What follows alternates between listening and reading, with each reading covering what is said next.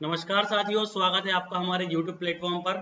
आज हम डिस्कस करने वाले हैं उस चैप्टर को जिसको हम कहते हैं भारतीय नृत्य कला। ये वाले जो टॉपिक है ये विगत, चाहे वो पटवारी का एग्जाम हो, फॉरेस्ट का एग्जाम हो, चाहे वो एग्जाम हो आपका ग्रुप 4 का, इसके साथ साथ आबकारी वाले जो हो चुके हैं पेपर, उन सभी पेपर्स में मैंने देखा है।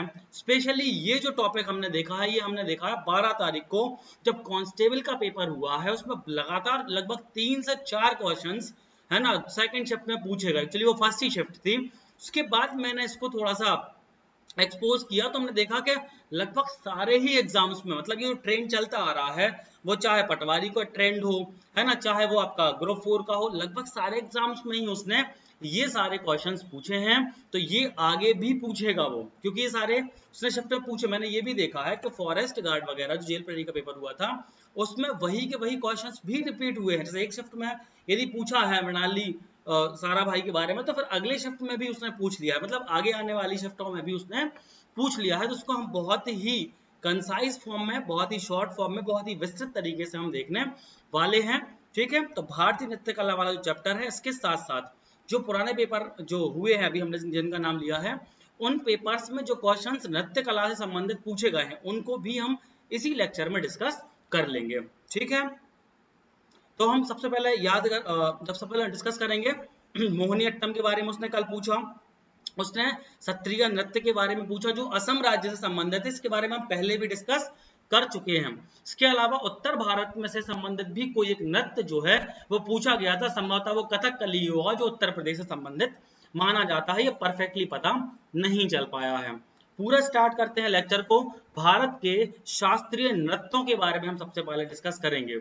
भारत के शास्त्रीय नृत्य के बारे में हम जब डिस्कस करना शुरू करते हैं तो हमें एक व्यक्ति का नाम, एक बहुत ही बड़ी शख्सियत का नाम आता है, जिसका नाम है भरत मुनि। इनके बारे में आपको याद रखना है। जो जो मैं आपको पॉइंट बताता चलता हूँ उनको बहुत अच्छे से याद कर लेना है आपको, या फिर कॉपी में नोट कर लेना है। हालांकि इसकी पीडीएफ हमारे टेलीग्राम चैनल पर आपको मिल जाएगी, जिसकी लिंक डिस्क्रिप्शन में आपको मैंने देके रखी है। भरत मुनि जी जो हैं, उनके द्वारा एक बहुत ही बड़ा शास्त्र लिखा गया है, बहुत ही एक किताब लिखी गई जिसको नाट्य शास्त्र कहते हैं। इस नाट्य शास्त्र में ही शास्त्रीय नृत्य पर जो सारी चीजें जो है वो लिखी हुई हैं। तो पहला जो पॉइंट है वो आपको याद रखना है सर कि नाट्य शास्त्र किसकी रचना है। तो नाट्य शास्त्र जो रचना है सर, वो है आपकी भरत मुनि साहब की। ठीक है, भरत मुनि जी के द्वारा लिखी गई है। भारतीय नृत्य कला जो है उसको दो वर्गों में हमने बांटा है। कौन कौन सी सर? एक तो होता है शास्त्रीय नृत्य, वो नृत्य जिसका उल्लेख शास्त्रों में है, पहली चीज। दूसरी चीज, जो एक नियम के तहत जो है वो नृत्य किया जाता है, जिसके नियम होते हैं, रूल्स होते हैं, रेगुलेशंस होते हैं, उनको कहते हैं शास्त्रीय नृत्य।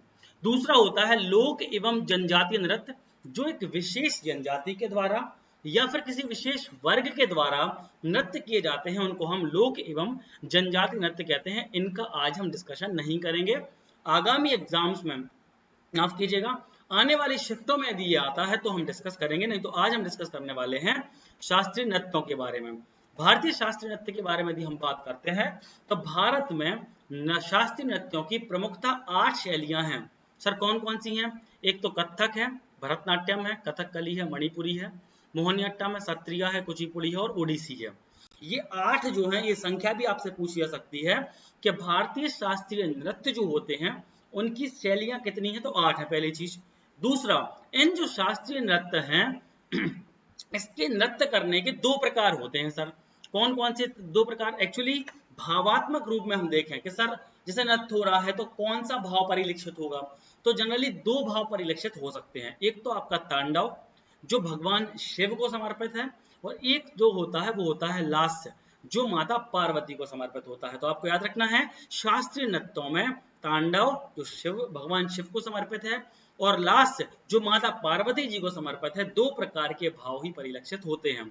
नोट डाउन आपको ये करना है सर कि ये जो हम 8 शैलियां आप बता रहे हैं, इन 8 शैलियों में केवल 2 ही शैली, एक तो कथक और दूसरा कथकली, बहुत इंपॉर्टेंट है, दोनों याद भी हो जाएगा, का से कथक, का से कथकली, दो ही हैं का से। तो दोनों जो हैं ये भगवान शिव के तांडव भाव को परिलक्षित करती हैं। तो ये बहुत इजी भी है और ये एग्जाम में पूछा भी गया है कि निम्नलिखित में से कौन सी शैली भगवान शिव के तांडव के भाव को परिलक्षित करती है। आगामी हम परेड भी करेंगे, ठीक है।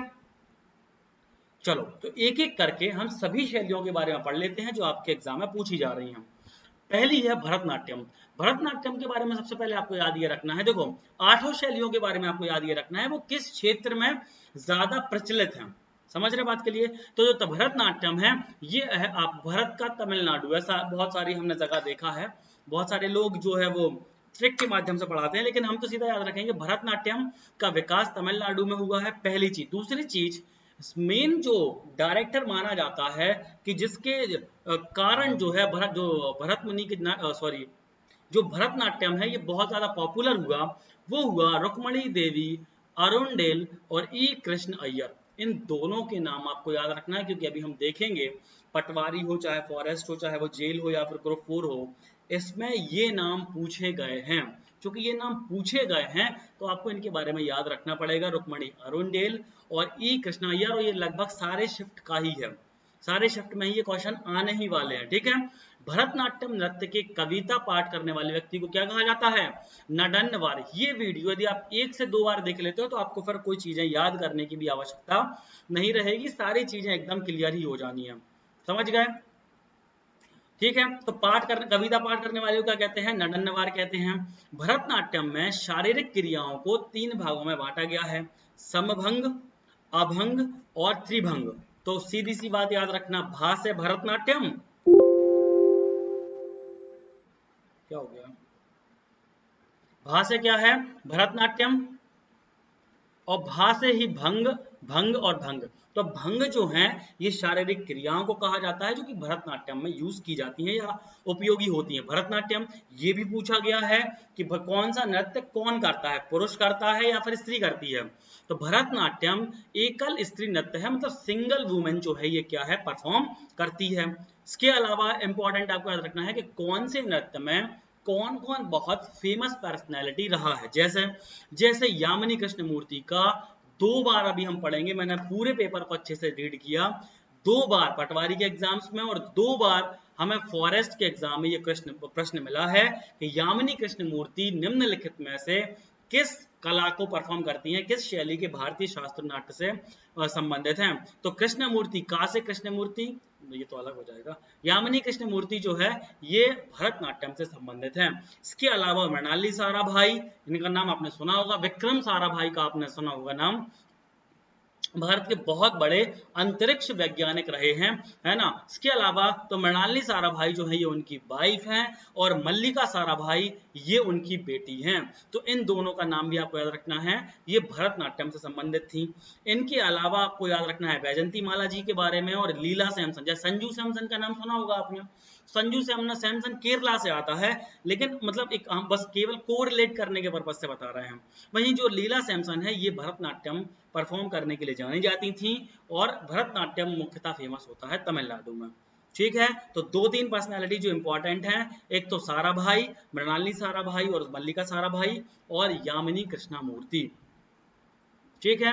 कथकली, कथकली को आपको याद रखना है, कथकली मुख्यतः केरल राज्य में परफॉर्म किया जाता है। इसमें तीनों का समन्वय, अभिनय मतलब थोड़ा सा हमें एक्टिंग भी करनी होती है, डांस तो करना ही होता है और संगीत भी होता है। ये मुख्यतः यदि ऐसा कहा जाता है, मुखौटों वाला क्वेश्चन मैंने देखा है कि निम्नलिखित में से कौन से भारतीय शास्त्रीय नृत्य में मुखौटों का यूज किया जाता है। तो आपने डीडी न्यूज हो, चाहे वो डीडी नेशनल हो, या बहुत सारे जो भारत सरकार, चाहे वो लोकसभा संसद टीवी हो, उसमें कभी आपने इसको देखा होगा। तो बहुत सारे जब कोई इसको परफॉर्म किया जाता है तो इसमें मुखौटों का यूज किया जाता है, ठीक है। तो पहली चीज, ठीक है, संगीत, अभिनय, नृत्य तीनों का समन्वय किसमें होता है? कथकली में। मुखौटों का यूज किसमें होता है? कथकली में। और कथकली जो है ये मुख्यतः पुरुष जो है डांस है। जिस तरह से हमने भरतनाट्यम के बारे में देखा, भरतनाट्यम स्त्रियां करती हैं और वो भी सिंगल वुमेन करती है, इसी तरह से पुरुष सिंगल नहीं होता, इसमें तो सामूहिक होता है ना। पुरुष नर्तक करते हैं कथकली को, ठीक है। इस नृत्य शैली को कहानी नाटक के नाम से भी जाना जाता है। ये अभी हाल ही के फॉरेस्ट गार्ड में पूछा गया है, ये हमने इसमें आपको इंक्लूड करके बता दिया, ठीक है। कहानी नाटक के नाम से किसको जाना जाता है? तो कथकली को जाना जाता है, ठीक है। मोहिनीअट्टम के बारे में चर्चा कर लेते हैं। तो मोहिनीअट्टम भी केरला से संबंधित है और कथकली भी केरला से संबंधित है। ये तीसरे नंबर पे क्यों पढ़ाया था? इस तीसरे नंबर पर मैंने इसको इसलिए लिया है, थोड़ा सा फास्ट मैंने इस लेक्चर को इसलिए किया है कि है ना, ऐसे बच्चे जिनका एग्जाम नजदीक है तो वो बहुत जल्दी इसका रिवीजन कर लें और बहुत ही ज्यादा ये आपको उपयोगी होने वाला है। ठीक है, तो मोहिनी अट्टम जो है ये भी सिंगल वुमेन के द्वारा प्रस्तुत किया जाता है। ये किसकी तरह है? भरतनाट्यम की तरह है, लेकिन ये एक ऐसा नृत्य है जिसमें दोनों के तत्व, दोनों के एलिमेंट शामिल होते हैं। सर कौन कौन से दोनों के? तो भरतनाट्यम जो तमिलनाडु में किया जाता है, वहीं कथकली जो केरला में किया जाता है, इन दोनों को मिला दिया जाता है तो बन जाता है मोहिनी अट्टम। पहली चीज। दूसरी चीज, ये भी आपसे पूछा गया है कि भगवान कृष्ण के भस्मासुर, आपको सुना होगा, कहानी सुनी होगी आपने कि एक राक्षस था जिसका नाम था भस्मासुर। इसने ब्रह्मा जी से एक वरदान मांग लिया था कि वो जिस पर भी हाथ रख देता था वो भस्म हो जाता था, है ना। तो भगवान विष्णु, जब इसका आतंक बहुत बढ़ गया तो भगवान विष्णु आए थे एक नर्तिका के अवतार में, है ना, बहुत ही, और उन्होंने मोहिनी अट्टम, ऐसा कहा जाता है कि परफॉर्म किया था, और उन्होंने परफॉर्म करके भस्मासुर को क्या किया था, फिर जो है वो खत्म कर दिया था। तो भगवान विष्णु से भी संबंधित है मोहिनी अट्टम, भगवान विष्णु से संबंधित है। कथकली और भरतनाट्यम दोनों के तत्व में शामिल है और ये भी सिंगल वुमेन के द्वारा परफॉर्म किया जाता है। इसमें एक जो सबसे इंपॉर्टेंट पॉइंट है वो है कलामंडल कल्याण कुट्टी अम्मा। इनका नाम माना जाता है the father of sorry the mother of Mohiniyattam के रूप में। तो मोहिनी अट्टम की माँ या the mother of Mohiniyattam के रूप में किसको जाना जाता है? तो वो जाना जाता है कलामंडल कल्याण कुट्टी अम्मा के रूप में।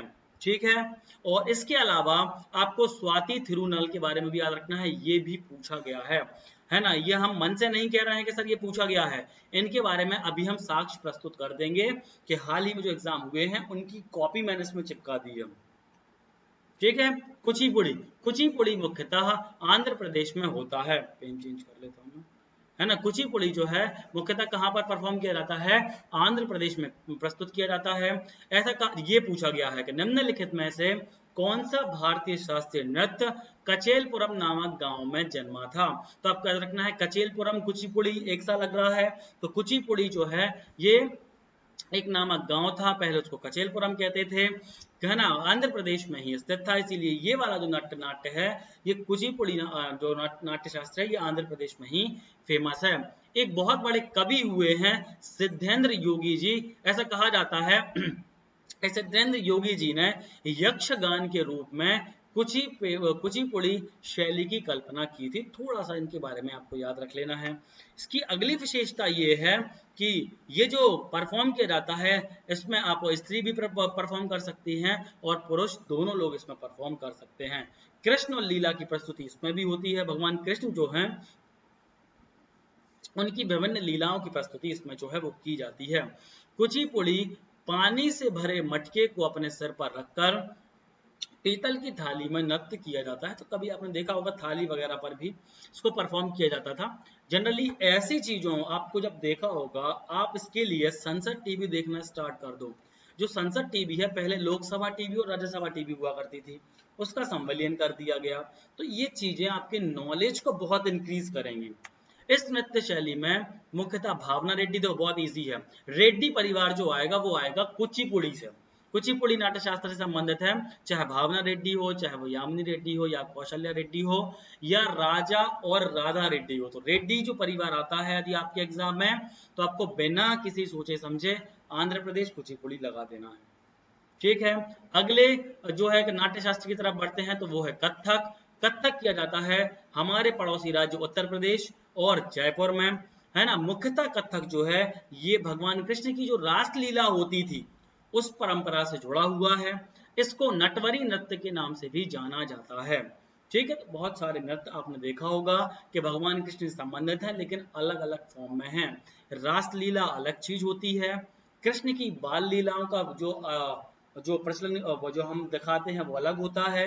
मोहिनी अट्टम जो होता है वो कृष्ण के भस्मासुर को खत्म करने की में बताया गया है, वो अलग चीज। थोड़ा सा आप इसमें डिफरेंशिएट कर सकते हैं। ये इंपॉर्टेंट इसलिए है क्योंकि अवध के नवाब जो हुए थे वाजद अली शाह, जिनको संभवतः इतिहास में अवध के पहले स्वतंत्र बादशाह के रूप में जाना जाता है, नवाब के रूप में जाना जाता है ना। इनके समय ठाकुर प्रसाद जी एक उत्कृष्ट नर्तक थे जो कि कथक जानते थे। इन्होंने नवाब साहब को ये नृत्य सिखाया था। इसीलिए ऐसा कहा जाता है कि भारतीय जितने भी नाट्य शास्त्र हैं, जितने भी शास्त्रीय नृत्य हैं 8, उनमें केवल कथक ही एकमात्र ऐसा नृत्य है जिसका संबंध मुस्लिम संस्कृति से माना जाता है। ये एग्जाम में पूछा जा चुका है। ठीक है, उसके बाद ध्रुपद और डुमरी गायन के माध्यम से इसको व्यक्त किया जाता है, तो ये तो इतना ज्यादा उल्लेखनीय नहीं है। अगला आता है मणिपुरी नृत्य। तो मणिपुरी नृत्य के बारे में तो आप सभी जानते हैं, नाम से ही पता चल रहा है कि मणिपुरी नृत्य मणिपुर में जो है स्पेशली जो है वो प्रचलित है। 18वीं शताब्दी में वैष्णव संप्रदाय के साथ इसका विकास हुआ था। ऐसा कहा जाता है कि इसमें भक्ति पर अधिक बल दिया जाता है और तांडव और लास्य इसमें दोनों का समावेश होता है। तो जो नोट हमने करवाया था आपको कि कथक और कथकली दोनों में ही केवल तांडव होता है, लेकिन मणिपुर जो शास्त्रीय नृत्य है ये एकमात्र ऐसा नृत्य है जिसमें तांडव भी है और लास्य दोनों के भाव परिलक्षित होते हैं। ठीक है, ये एग्जाम में पूछा गया है कि निम्नलिखित में से किस शास्त्रीय नृत्य की आत्मा ढोल है। तो मणिपुरी नृत्य जो है उसकी जो नृत्य की आत्मा है वो कैसी है, ढोल मानी जाती है। मतलब ढोल का प्रयोग जो है वो ज्यादा किया जाता है। हाँ, एक और जो इंपॉर्टेंट पॉइंट ये है कि रविंद्रनाथ टैगोर जिनको आपको पता है 1913 में गीतांजलि के लिए नोबेल पुरस्कार से सम्मानित किया गया था। साहित्य का नोबेल प्राप्त करने वाले भारत के एकमात्र भारतीय है ना, पहले भारतीय माना जाता है, बहुत बड़े राइटर माने जाते हैं। उन्होंने भी इसके विकास में महत्वपूर्ण भूमिका निभाई थी। तो ये भी एग्जामिनर पूछ सकता है कि बताओ रविंद्रनाथ टैगोर निम्नलिखित में से किस शास्त्रीय नृत्य से जुड़े हुए हैं। तो वो हैं आपके रविंद्रनाथ टैगोर। ठीक है, ओडिसी नृत्य के बारे में चर्चा कर लेते हैं जो कि हमारे हिसाब से लास्ट नृत्य भी होगा। ओडिसी नृत्य भारत के उड़ीसा राज्य से संबंधित है। संभवतः ऐसा कहा जाता है कि ये पूरे शास्त्र जो 8 हम शैलियां पढ़ रहे हैं शास्त्रीय नृत्यों की, उनमें सबसे पुराना माना जाता है। ऐसा कहा जाता है कि ईसा पूर्व 2वीं शताब्दी, मतलब ये मान के चलो कि जो हम अभी 2023 चल रहा है तो 2023 साल पहले है ना, लगभग जो है आप मान के चलो कि मौर्यंस के आसपास जो है उड़ीसा नृत्य का विकास हो चुका था। इसका उल्लेख हमें कोणार्क के सूर्य मंदिर पर भी दिखाई देता है। वहीं उसके साथ साथ ब्रह्मदेश्वर मंदिर पर भी हमें इसके शिलालेख देखने को मिलते हैं। ईसा पूर्व 2वीं शताब्दी में एक महारिष संप्रदाय हुआ करता था जो शिव मंदिरों में नृत्य करता था। कालांतर में इसी से उड़ीसी नृत्य कला का विकास हुआ है। तो इतना तो आपको ज्यादा याद नहीं रखना है। इसकी कुछ मुद्राएं या अभिव्यक्तियां भरतनाट्यम से मिलती जुलती हैं। ये भरतनाट्यम वही भरतनाट्यम है जो तमिलनाडु में परफॉर्म किया जाता है। मृणालिनी साराभाई और साराभाई वगैरह जो है वो इसी भरतनाट्यम से संबंधित हैं। हाँ, लास्ट ये है आपका 8वां शास्त्र नृत्य है सत्रिया। सत्रिया नृत्य ये अभी कल के पेपर में पूछा गया है। 12 अगस्त की जो सेकंड शिफ्ट हुई है 12 बजे वाली, उस पुलिस एग्जाम में पूछा गया है कि सत्रिया नृत्य भारत के किस राज्य से संबंधित है। तो आपको पहली चीज याद रखना है कि ये संबंधित है आपके असम राज्य से। यह संगीत, नृत्य और अभिनय का सम्मिश्रण है, मतलब ये मिक्सचर है। इस शैली का विकास शेष संत जो है शंकर देव जी को जाना जाता है। तो सा से सत्रिया और सा से शंकर देव। ठीक है, तो याद हो जाएगा, कोई दिक्कत की बात नहीं है। शंकर देव जी ने अंकिया नाट के प्रदर्शन के लिए विकसित किया था। ठीक है, तो दिक्कत है नहीं है। इसमें केवल याद रखना है कि सत्रिया नृत्य असम राज्य से संबंधित है, पहला पॉइंट। इसका विकास का श्रेय शंकर देव जी को जाता है, दूसरा पॉइंट। और शंकर देव द्वारा जो संगीतबद्ध रचनाओं का प्रयोग किया गया उसे बोर गीत कहते हैं। ये उसी तरह से है जिस तरह से हम जो कबीरदास जी थे है ना, उनके संकलन को क्या कहते हैं हम, बीजक कहते हैं ना। उसी तरह से है सबद साखी समेनी को हम क्या कहते हैं, बीजक कहते हैं। उसी तरह से शंकर देव जी के द्वारा जो रचनाएं की गई उनको बोर गीत कहा जाता है। ठीक है, 2023 के विभिन्न पेपर में आने वाले जो प्रश्न नृत्य से संबंधित हैं उनको भी हमने इंक्लूड करके रखा है। पहला प्रश्न पूछा गया है निम्नलिखित में से किस नृत्य का नाम कचेलपुरम गांव के नाम पर रखा गया। ये हमने पहले डिस्कस करवा दिया था। कासे कचेल और कासे कुचिपुड़ी। कुचिपुड़ी भारत के आंध्र प्रदेश में ज्यादा फेमस माना जाता है। ठीक है, नेक्स्ट है भारत के प्रमुख नृत्यों में से एक आंध्र प्रदेश में होने वाला नृत्य कौन सा है? तो देखो आप सभी को पता है, एक बार आप इस वीडियो को पढ़ लोगे ना, एक या दो बार रीड कर लोगे, किसी भी शिफ्ट में कोई भी पेपर नृत्य वाला क्वेश्चन आपसे नहीं छूटेगा। यदि आपको अच्छा लग रहा है ये वीडियो तो अपने दोस्तों के साथ शेयर करें, चैनल को सब्सक्राइब जरूर करें। ठीक है, अगले क्वेश्चन की तरफ बढ़ते हैं। स्वाति तिरुनाल, देखो हम शुरू में ही जब पढ़ रहे थे उसी समय हमने आपको बताया था कि यार थोड़े थोड़े नाम आपको याद करने होंगे। स्वाति तिरुनाल का संबंध किस शैली से है? तो वो है आपका मोहिनी अट्टम। मोहिनी अट्टम आपको पता है मुख्यतः ये केरला में होता है। कहाँ पर होता है? केरला में होता है। और जो हमने पढ़ाया था आपको शुरू में, भरतनाट्यम और कुचिपुड़ी दोनों के सम्मिश्रण, नहीं, भरतनाट्यम और कथकली दोनों के सम्मिश्रण से बनता है मोहिनीअट्टम। ठीक है, तो स्वाति तिरुमाल को मैंने अंडरलाइन करके रखा है। आप टेलीग्राम पर जाइए और वहां से ये पीडीएफ डाउनलोड करके एक दो बार उसको रीड कर लीजिए। ठीक है, भारतीय शास्त्रीय नृत्यांगना यामिनी कृष्णामूर्ति, इनको भी मैंने अंडरलाइन कर दिया है। किससे सम्मानित हैं? ये पद्म विभूषण से भी सम्मानित हैं, पद्म भूषण से भी हैं और पद्मश्री से भी हैं। ठीक है, नेक्स्ट है यामिनी कृष्णमूर्ति। देखो यही क्वेश्चन फिर से पूछ लिया उसने, तो चीजें जो है वो लगातार रिपीट हो रही हैं, आपको केवल एक बार अच्छे से पढ़ लेना है। यामिनी कृष्णमूर्ति कुचिपुड़ी की भी नृत्यांगना है और भरतनाट्यम की भी नृत्यांगना है। दोनों में इनका नाम आपको अच्छे से रीड करके जाना है और याद कर लेना है। कुछ आप देखना, कुछ की शिफ्ट में तो यही के यही क्वेश्चन मिलेंगे। मणिपुरी नृत्य उत्तर पूर्वी, देखो अब यही तो है, किसी किसी के शिफ्ट में मान के चलो यामिनी कृष्णमूर्ति का क्वेश्चन आ गया नृत्य से संबंधित, और किसी के शिफ्ट में फंस गया मणिपुर वाला नृत्य। अब सभी को पता है कि मणिपुरी नृत्य तो मणिपुर में ही फेमस होगा, तो ये उसकी किस्मत है। भारत के प्रमुख नृत्य रूपों में से एक आंध्र प्रदेश में उत्पन्न हुआ है। ये रिपीटेड क्वेश्चन है साहब, समझ रहे हैं? वो क्वेश्चन पटवारी में पूछा गया था जब हमने पहले डिस्कस किया, और ये पूछा गया है फॉरेस्ट में। तो कुचिपुड़ी अभी हमने बताया था कचिलपुरम के रूप में पूछा गया था, तो वो भी अपन यहाँ पर डिस्कस कर लेंगे। केचलपुरम पूछे या कुचिपुड़ी, इसका उद्गम आंध्र प्रदेश से हुआ है।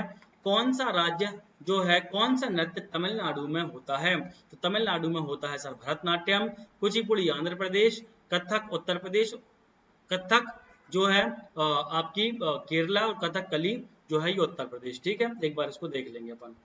देखो हमने आपको बताया था ढोल के बारे में बताया था, तो पुंग, ढोल और बांसुरी किस नृत्य में प्रयुक्त होने वाले प्रमुख वाद्य यंत्र हैं? प्रमुख पूछा है उसने, समझ रहे? तो जब हम मणिपुरी आपको बता रहे थे उसमें जो उस टाइम पे हमने आपको बताया था कि याद रखना सॉरी, कि ढोल इसकी आत्मा है। मणिपुर जो नृत्य होने में होता है उसकी आत्मा क्या है? ढोल है। तो यहीं से अपन बता सकते थे इसको।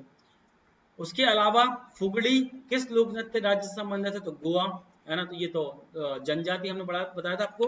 दो प्रकार के लोक नृत्य होते हैं, एक शास्त्रीय लोक नृत्य होता है और एक होते हैं क्षेत्रीय या फिर जनजातीय। तो ये क्षेत्रीय वाला है। मृणालिनी साराभाई, हमने बताया था आपको इनके बारे में, ये भरतनाट्यम से संबंधित हैं। मृणालिनी साराभाई विक्रम साराभाई अंतरिक्ष वैज्ञानिक जो थे उनकी वाइफ हैं। ठीक है, और कुचिपुड़ी भारत के किन प्रमुख नृत्यों में से एक की उत्पत्ति कहां से मानी जाती है? आंध्र प्रदेश। ये हमने आपको पहले डिस्कस करा दिया है। नेक्स्ट है कौन सा पारंपरिक नृत्य नंदी कोलू है?